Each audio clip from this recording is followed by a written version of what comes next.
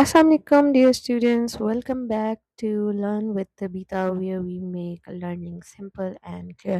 तो आज हम लोग स्टडी करने जा रहे हैं स्टेट्स ऑफ मैटर को थोड़ा डिटेल में। सबसे पहले जो चीज़ें हम थोड़ी सी रिवाइज कर लेते हैं जो कि हमने प्रीवियस वीडियो में डिस्कस की हैं। That what is matter, matter क्या होता है हमने लास्ट वीडियो में भी पढ़ा था। Anything that has mass and that takes up space, space जो जगह घेरती है उसको हम क्या कहते हैं कि उसका क्या होता है, वॉल्यूम होता है। तो anything that has mass and takes up space, or instead of space you can also say anything that has mass and has volume is known as matter। ठीक है, all matter is made up of tiny particles called atom and molecules। कोई भी matter है चाहे वो um, कोई भी gas है, कोई भी लिक्विड है, चाहे वो सॉलिड है, वो टाइनी पार्टिकल से बना होता है। टाइनी पार्टिकल्स जो है वो एटम्स भी हो सकते हैं और टाइनी पार्टिकल्स मॉलिक्यूल्स भी हो सकते हैं। ठीक है? अब जब हम लोग ये स्टेट्स ऑफ मैटर को डिस्कस करते हैं तो इसके अंदर सबसे पहले हमारे पास एक थ्योरी आती है। थ्योरी हमारे पास है काइनेटिक मॉलिक्यूलर थ्योरी। ठीक है? वो ये जो थ्योरी है, इस बस थ्योरी का आपने नाम याद रखना है और इसका बेसिक कॉन्सेप्ट आप लोगों ने याद रखना है। ठीक है? थ्योरी ये है काइनेटिक मॉलिक्यूलर थ्योरी। काइनेटिक के नाम से ही पता चल जाता है that it is telling us about the motion theory. तो ये थ्योरी ये कहती है कि जितने भी पार्टिकल्स हैं they are always in motion, वो हर वक्त मोशन में रहते हैं, वो कभी रुकते नहीं हैं। रूल इसमें क्या है कि जितना हायर टेम्परेचर होगा उतनी फास्टर मोशन होगी, जितना लोअर टेम्परेचर होगा उतनी स्लो मोशन होगी। ठीक है, तो यू हैव टू रिमेम्बर के स्टेट्स ऑफ मैटर की थ्योरी क्या है, काइनेटिक मॉलिक्यूलर थ्योरी नाम है। कहती क्या है कि पार्टिकल्स जो हैं they are always in motion, और रूल इसमें क्या है कि higher the temperature higher will be the motion, sorry faster will be the motion, lower the temperature slower will be the motion. जितना टेम्परेचर कोल्ड होता जाएगा मोशन स्लो होती जाएगी, जितना टेम्परेचर हाई होता जाएगा मोशन फास्ट होती जाएगी। सबसे पहले हम डिस्कस करते हैं सॉलिड को, सॉलिड की स्ट्रक्चर को और सॉलिड की स्ट्रेंथ को। तो स्टेट्स ऑफ मैटर में सबसे पहले जो प्रॉपर्टी है हमारे पास सॉलिड की वो ये है कि उसकी फिक्स शेप होती है और फिक्स्ड वॉल्यूम होता है। ठीक है, वो अपनी जगह से हिलता नहीं है, उसका जो स्ट्रक्चर होता है वो सारा क्या होता है, फिक्स्ड होता है। मॉलिक्यूलर बिहेवियर उसका क्या होता है, बिहेवियर जैसे हमने काइनेटिक मॉलिक्यूलर थ्योरी अभी पढ़ी है, तो वो कहती है कि particles they are always in motion. तो अगर they are always in motion तो सॉलिड में तो हमें नजर नहीं आ रही है, तो उसका मॉलिक्यूलर बिहेवियर कैसा होगा, काइनेटिक मॉलिक्यूलर थ्योरी में ये कहाँ पे एडजस्ट हो रहा है। तो मॉलिक्यूलर बिहेवियर इसका ऐसे होता है कि पार्टिकल्स जो होते हैं वो टाइटली पैक्ड होते हैं और उनकी जो वाइब्रेशन होती है, जो उनकी मोशन होती है वो अपनी जगह पे ही होती है, वो अपनी जगह पे ही हिलते रहते हैं। They can not slide past on one another, वो एक दूसरे के ऊपर स्लाइड नहीं कर सकते हैं, तो वो अपनी ही जगह पे रहते हुए क्या करते रहते हैं, वाइब्रेट करते रहते हैं। उसका विजुअल जो है कुछ इस तरह से है, जैसे कि आप लोग इस पिक्चर में देख सकते हैं। अगर आप लोग इसको गौर से देखेंगे तो आप लोगों को वाइब्रेशन सी फील होगी इसकी। ठीक है, वाइब्रेशन मीन्स इसको पिक्चर में आपको नज़र आएगा कि वो हल्का-हल्का वाइब्रेट कर रहे हैं। अपनी ही जगह पे रहते हुए ऊपर-नीचे लेफ्ट राइट ये क्या कर रहे हैं, वाइब्रेट कर रहे हैं। ठीक है, लिक्विड है, लिक्विड क्या होती है, फ्लोइंग स्टेट होती है। सॉलिड में हमने क्या पढ़ा था, सॉलिड जो है स्ट्रक्चर पे डिपेंड करता है, उसका मॉलिक्यूलर बिहेवियर उसकी स्ट्रेंथ पे डिपेंड करता है। लिक्विड जो है, लिक्विड का जो डिपेंड करता है वो डिपेंड करता है, उसका स्ट्रक्चर फ्लोइंग स्टेट पे डिपेंड करता है। ठीक है, प्रॉपर्टी लिक्विड की क्या है कि उसका फिक्स्ड वॉल्यूम ज़रूर होता है, लेकिन शेप उसकी फिक्स्ड नहीं होती है, वो जिस भी कंटेनर में उसको पोर किया जाता है वो उसकी शेप ले लेता है। ठीक है, मॉलिक्यूलर बिहेवियर क्या है इसका लिक्विड का, कि ये काइनेटिक मॉलिक्यूलर थ्योरी में कहाँ पे एडजस्ट होता है, तो पार्टिकल्स इसके इतने ज़्यादा क्लोज होते हैं that they have enough energy to slide past each other। This is why liquids flow। इनमें जो इसकी पार्टिकल्स की मूवमेंट होती है वो इस तरह से होती है कि पार्टिकल्स एक दूसरे के क्लोज ज़रूर होते हैं, लेकिन वो जब फ्लो करते हैं तो वो एक दूसरे के ऊपर स्लाइड करते हुए गुजर जाते हैं। इसलिए हमें जो है ये लिक्विड का नज़र आता है स्ट्रक्चर किस तरह से फ्लोइंग स्टेट होता है कि एक दूसरे के ऊपर स्लाइड करते हुए वो ऊपर भी जा सकते हैं और नीचे भी जा सकते हैं। ठीक है? विजुअल कुछ इस तरह से है, एरोज़ को आप देख लें, ऊपर भी लिक्विड जा सकता है, जितना ज़्यादा टेम्परेचर हाई होता जाएगा, उतना ज़्यादा ये ऊपर की तरफ फ्लो करेंगे और ऊपर वाले जो मॉलिक्यूल्स हैं वो नीचे की तरफ आएँगे, फिर नीचे से ऊपर की तरफ जाएँगे और लेफ्ट राइट भी इनकी मूवमेंट होती है। ठीक है?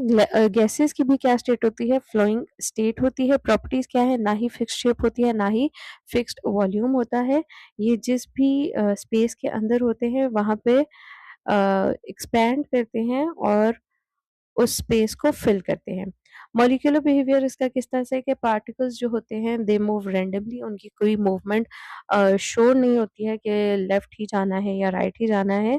दे मूव रैंडमली और रैपिडली एट हायर स्पीड्स। जल्दी-जल्दी फ़ौरन जो है हाई स्पीड पे वो ट्रैवल करते हैं और with lots of space between them, और उनके बीच में बहुत ज़्यादा स्पेसेस होती हैं। They are far away from each other. Visual कुछ इस तरह से होता है गैसेस का, मूवमेंट कुछ इस तरह से होती है। नाउ यहाँ तक ये गैसेस का, सॉलिड का हमने समझ लिया, लिक्विड का हमने समझ लिया कि किस तरह से उनकी स्टेट होती है, किस तरह से उनका रैंडम बिहेवियर होता है या फिक्स्ड बिहेवियर होता है, सॉलिड, लिक्विड और गैस का, और उनका विजुअल भी हमने समझ लिया। अब जो है हम इससे रिलेटेड कुछ क्वेश्चंस जो हैं, कुछ मॉलिक्यूलर बिहेवियर्स पढ़ेंगे फ्रॉम आवर डेली लाइफ, कि हमारी डेली लाइफ में ये सॉलिड, लिक्विड और गैस का जो बिहेवियर हमने अभी काइनेटिक मॉलिक्यूलर थ्योरी में पढ़ा है, जैसे वो कहता है कि these particles are always in motion. तो ये चीज़ें हमें हमारी डेली लाइफ में कहाँ पे नज़र आती हैं और कैसे नज़र आती हैं और कैसे हम आइडेंटिफाई कर पाएंगे कि ये सॉलिड, लिक्विड या गैस में से कोई भी चीज़ जो है उसके अंदर ये काइनेटिक मॉलिक्यूलर थ्योरी जो है ये अप्लाई हो रही है। ठीक है? This is an example from your daily life. तो क्या कभी आपने वनडे किया है, कभी आपने क्यूरियस हुए हैं कि जब आप बैलून के अंदर हवा भरते हैं तो क्या होता है? या कभी आप लोगों ने बैलून के अंदर हवा भरी हो, तो आप लोगों ने कभी ऑब्ज़र्व किया कि कैसे होता है, क्या होता है? सो होता ये है कि जब आप बैलून को ब्लो करते हैं तो आपके जो लंग्स के अंदर एयर होती है वो लंग्स में से निकल के कहाँ पे चली जाती है? बैलून के अंदर चली जाती है, और वो एयर जो होती है वो एम्प्टी स्पेस जो होती है बैलून के अंदर उसको फिल कर देती है, और जैसे-जैसे वो फिल होती जाती है बैलून एक्सपैंड होता जाता है। तो अब इसमें कुछ चीज़ें हैं वो जो हमारे ऑब्ज़र्व करने की हैं और हमारे सीखने की हैं, वो ये है कि एयर क्या है? गैस है, और एयर जब गैस है तो जब उसको स्पेस मिलेगी तो वो स्पेस को ऑक्यूपाई करेगा, ठीक है? और जैसे-जैसे और एयर जो है बैलून के अंदर जाती जाएगी, बैलून का साइज़ और शेप इंक्रीज़ होता जाएगा और बैलून क्या होता जाएगा? स्ट्रेच होता जाएगा, बिकॉज़ बैलून का जो स्ट्रक्चर होता है, जो मटेरियल होता है, वो फ्लेक्सिबल मटेरियल होता है, वो एक्सपैंड कर सकता है, स्ट्रेच हो सकता है, ठीक है? तो पहली हमने क्या बात सीखी कि एयर जो है हमारे लंग्स से निकल के कहाँ जा रही है? बैलून में जा रही है, और बैलून जो हो रहा है, एक्सपैंड हो रहा है। तो इससे हमने क्या 3 चीज़ें सीखी हैं कि एयर गैस है, और गैस जो है वो क्या करती है? एक्सपैंड होती है, वो स्पेस जो भी स्पेस उसको मिलती है वो स्पेस को ऑक्यूपाई करती है। जैसे-जैसे और एयर बैलून के अंदर जाएगी, बैलून का साइज़ और शेप जो है इंक्रीज़ होता जाएगा, और बैलून जब एक्सपैंड हो रहा है, तो वो क्या हो रहा है? स्ट्रेच भी हो रहा है, बिकॉज़ उसका मटेरियल किससे बना हुआ है? फ्लेक्सिबल मटेरियल से बना हुआ है। यहाँ तक समझ आ गई आप लोगों को? Now moving on to another example, जब हम बास्केटबॉल जो होती है उसके अंदर जो एयर को पंप किया जाता है, आपको पता है कि उसके अंदर उतनी ही अमाउंट एयर की भरी जाती है ताकि वो प्रॉपर्ली बाउंस हो सके।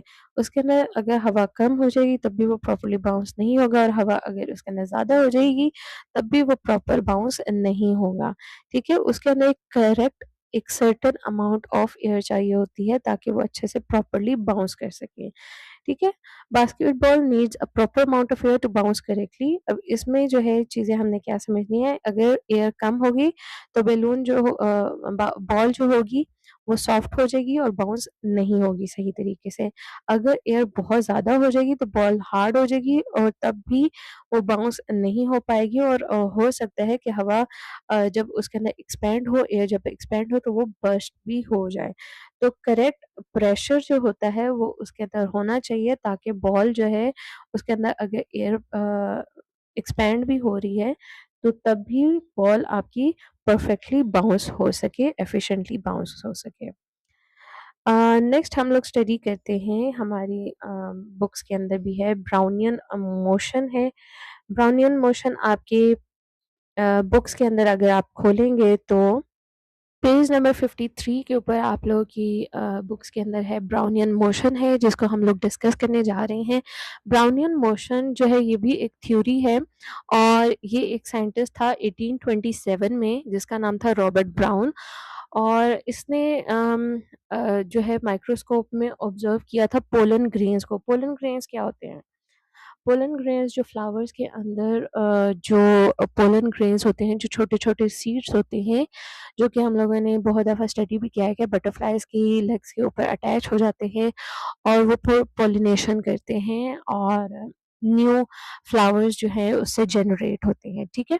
तो ये रॉबर्ट ब्राउन साइंटिस्ट था, उसने पोलन ग्रेन्स को वाटर के अंदर जब वो थे तो स्टडी किया था अंडर अ माइक्रोस्कोप और उसने ये जो है थ्योरी दी थी। अब थ्योरी जो है उसने चलिए थ्योरी हम बाद में डिस्कस करते हैं, पहले मैं आपको बताती हूँ उसने नोटिस क्या किया था। उसने नोटिस ये किया था कि पोलन ग्रेन्स जब मूवमेंट उनकी हो रही थी, तो वो टाइनी पार्टिकल्स थे और वो जब मोशन उनकी हो रही थी तो they were moving in a zigzag motion. Random way में, कोई उनकी तरतीब नहीं थी, रैंडम वे में जो है वो पानी के अंदर तैर रहे थे, मूव कर रहे थे।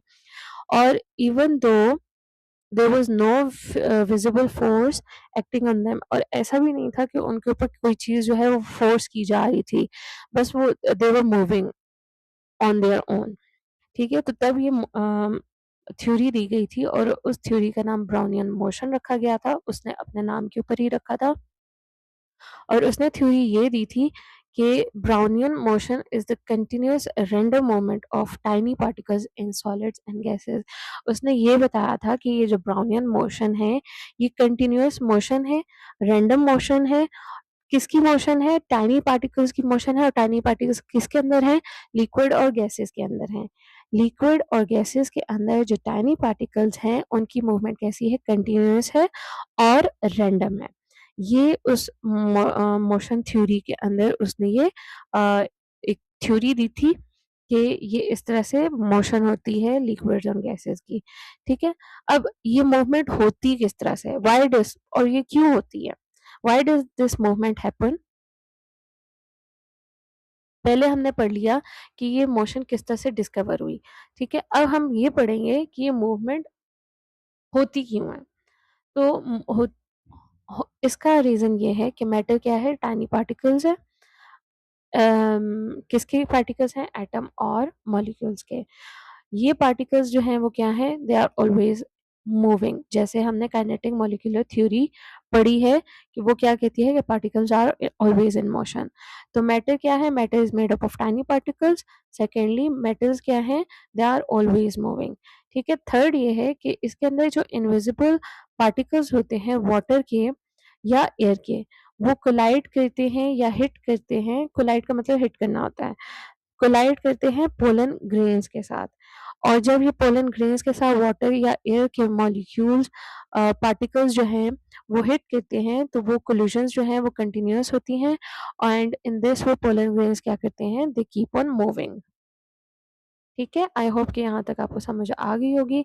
इसके की पॉइंट्स आपने ये याद रखने हैं कि मूवमेंट क्या होती है? रैंडम होती है, कंटीन्यूअस होती है और पैटर्न क्या होता है? ज़िगज़ैग होता है, ठीक है? अब ये चीज़ जो है वो क्या प्रूव करती है? ये जो ब्राउनियन मोशन है। ब्राउनियन मोशन ये प्रूव करती है कि matter is made up of tiny particles. Secondly these particles are in constant motion और ये जो ऑब्जर्वेशन है, ये आहिस्ता-आहिस्ता जब हम लोग पहले के साइंटिस्ट के जो स्टडी है उसको भी अगर देखते हैं तो ये स्टडी थोड़ी-सी रॉबर्ट ब्राउन ने प्रूव कर दी आके। लेकिन अगर हम पिछले साइंटिस्ट की भी स्टडीज़ को देखते हैं तो उन्होंने भी यही पार्टिकल थ्योरी में बताया था और पार्टिकल थ्योरी के अंदर यही ऑब्ज़र्व हुआ था कि matter is made up of tiny particles and the particles inside these matter are in constant motion. ठीक है? एग्ज़ाम्पल थोड़ी-सी हम देख लेते हैं कि अगर आप लोगों ने कभी देखा हो अपनी विंडो से और सन डायरेक्टली उसकी रेज़ विंडो के अंदर से आ रही हों, तो आपको ऐसे विंडो के सामने डस्ट पार्टिकल्स जो हैं, हवा में ऐसे तैरते हुए से नज़र आएँगे। तो you will see them moving. अगर आप उसको ध्यान से देखेंगे तो वो पार्टिकल्स कंटीन्यूअसली मूव कर रहे होंगे रैंडमली इन एयर। ये क्या है? ये भी ब्राउनियन मोशन है। तो अगर हम इसकी वन लाइन में समरी पढ़ें इस ब्राउनियन मोशन की, तो वन लाइन में समरी ये है कि it is the random zigzag movement of particles caused by the constant collisions with surrounding particles. Surrounding के जो पार्टिकल्स हैं, चाहे वो वाटर है, चाहे वो एयर है, जब वो इन पार्टिकल्स के साथ, डस्ट पार्टिकल्स के साथ, पोलन ग्रेन्स के साथ या किसी भी पार्टिकल्स के साथ, छोटे-छोटे पार्टिकल्स के साथ जब कोलाइड करते हैं, तो वो क्या करते हैं, हिट होके कोई भी चीज़ है जब आप उसको हिट करते हैं तो वो अपना रैंडमली कोई भी पाथ अपना जो है वो ले लेती है और उस पाथ पे वो चलना शुरू कर देती है। तो same goes for these a, particles also dust particles में कि क्या हो रहा है, डस्ट पार्टिकल्स में एयर के जो पार्टिकल्स हैं वो कोलाइड कर रहे हैं और इस वज़ह से ये जो डस्ट पार्टिकल्स हैं वो क्या हमें रैंडमली घूमते हुए दिखाई देते हैं। ठीक है? I hope कि ये आपको ब्राउनियन मोशन क्लियर हो गई होगी। Still if there is any confusion you can write it in the comments below. मुझे समझ आ जाएगी कि आप लोग को अगर कुछ चीज़ क्लियर नहीं हुई है तो we will discuss in the next video. Till then don't forget to like, share, comment and subscribe to my channel. Do comment under this video. कोई चीज़ अगर आपको समझ में ना आई हो तो आप लोग मुझे कमेंट्स में बता सकते हैं। कोई किसी चीज़ का मतलब अगर आप लोगों को समझ ना आया तो आप भी वो भी कमेंट के अंदर लिख सकते हैं कि मैम ये आपने वर्ड यूज़ किया था, हमें वर्ड समझ में नहीं आया है, काइंडली उसको एक्सप्लेन कर दें। तो वो भी मैं आप लोगों को कमेंट में एक्सप्लेन कर सकी तो कमेंट में एक्सप्लेन कर दूँगी। अगर कमेंट में ना एक्सप्लेन कर सकी तो आपके लिए एक नई वीडियो उस पे बना दूँगी। Till then keep learning simple, keep learning clear. This is Learn with Tabitha. I'll see you in the next video. Allah Hafiz.